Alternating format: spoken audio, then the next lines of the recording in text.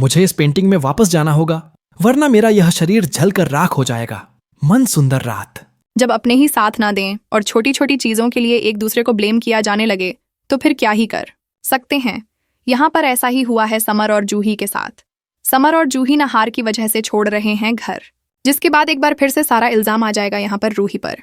वहीं दूसरी तरफ आपको बता दें कि यहाँ पर सुकून बहुत मजे से रह रही है घर में और घर वालों के बीच में दरार डलवा रही है, लेकिन किसी को भी नहीं पता कि रिश्ते टूट रहे हैं सुकून की वजह से। यहाँ पर नहार जो है जब आकर के समर के ऊपर हाथ उठाता है तो इसी बीच में अब जूही अपने पति के लिए स्टैंड लेती है और कहती है कि मैं इस तरीके से अपने पति की इज्जत को मिट्टी में नहीं मिलने दूंगी और मैं अपने पति का अपमान नहीं होने दूंगी। इसलिए मैंने ये फैसला लिया है कि हम नहा जीजू की तरह भले ही कहीं बाहर रह लेंगे, लेकिन इस तरीके से हम यहाँ पर नहीं रह सकते। जिसके बाद यहाँ पर सोनी और दादी रोकने की बहुत कोशिश करेंगी। यहाँ पर सोनी ये भी कहेगी कि इस हालत में बाहर जाना ठीक नहीं है, लेकिन जूही नहीं रुकने वाली। जिसके बाद यहाँ पर सोनी कहेगी कि यह सब रूही ने ही किया होगा। जाहिर के बर्ताव का असली सच जानने के बाद रूही के उड़े होश और उसके सामने आया सुकून का असली चेहरा। मनसुंदर सीरियल के अपकमिंग ट्रैक में देखने को मिलने वाला है कि जब रूही को समझ नहीं आता कि आखिर नाहर जी इतनी ज्यादा कैसे बदल गए तो वह बहुत चिंतित हो जाती है। उसे समझ नहीं आता कि यह अचानक क्या हो गया है, क्योंकि नाहर पहले कभी ऐसा व्यवहार नहीं करते थे। जब रूही नाहर से बात करने की कोशिश करती है तो नाहर रूही पर गुस्सा निकालता है और उसे बहुत कुछ अनाप शनाप सुना देता है, यहाँ तक कि उसकी बेइज्जती भी कर देता है।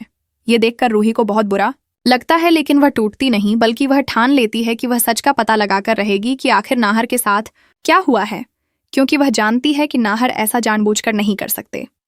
इसी बीच जब रूही सुकून के पास जाती है तो वह देखती है कि सुकून एक तस्वीर के पास बैठी है और वह तस्वीर कोई और नहीं बल्कि वही है जिसे रूही ने खुद अपने हाथों से घर से बाहर फेंका था। ये देखकर रूही के तो होश उड़ जाते हैं। उसे समझ नहीं आता कि यह तस्वीर सुकून के पास कैसे आई। जब सुकून रूही को अपने सामने देखती है तो वह भी एक पल के लिए घबरा जाती है, लेकिन फिर मुस्कुराने लगती है। इस पर रूही गुस्से में सुकून का गला पकड़ लेती है और कहती है, तुम कौन हो? सच सच बताओ, तुम यहाँ क्यों आई हो? क्या चाहती हो? इस पर सुकून ठाका लगाते हुए कहती है, तुम मुझे इस तरह नहीं डरा सकती रूही। मैं वह हूं जिसे तुमने खुद इस घर में बुलाया था। और यह कहकर सुकून अचानक गायब हो जाती है।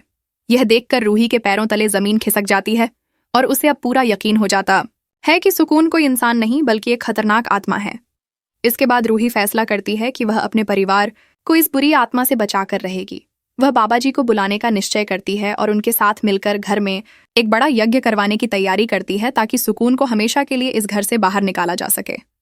लेकिन अब सबसे बड़ी मुश्किल यह है कि नाहर पूरी तरह सुकून के वश में आ चुका है।